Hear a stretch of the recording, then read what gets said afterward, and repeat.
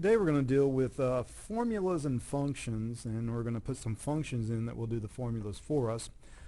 A function is basically just the shorthand way to put an equation into your cell as a calculation without you having to type that in yourself.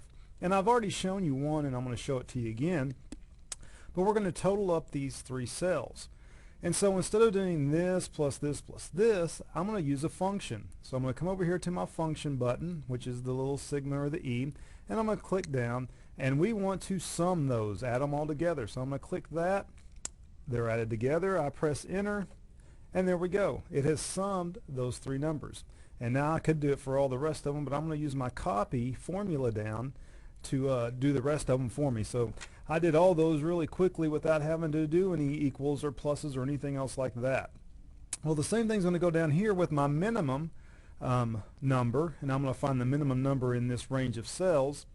I'm going to click here, and one of my choices is min for minimum, and I'm going to click on that, and you're going to notice that it highlights that range of cells. I'm going to change it just a little bit, because if we ever copied it over, if there were numbers down in here, it would search for those, and we may not want that to happen. So I'm going to find the minimum, which it did, the 354. Below it I have the maximum function set, so I'm going to come here and click on max, and this is going to find the maximum number. Now you see what it did there, it just did the one number above, so I got to come here and click that range of cells, and now it's going to give me the maximum number in that range of cells. The same thing goes for the average. I'm going to click, and here's my average in that sigma button, and once again it highlights that, so I need to click and drag down to highlight the range of numbers I want, and I'm going to press enter, and now it's averaged those cells together. Now I could do that all the way across, but the easy way is just to select those three numbers and once again click on my copy formula and drag it over, and it does it for each one of those for me. And so that was a real simple way to do that. Just copy those functions over. The last function, I'm going to put the date in, but instead of typing it in, I'm going to put in a function that puts in the day, today's date in every time I open it up.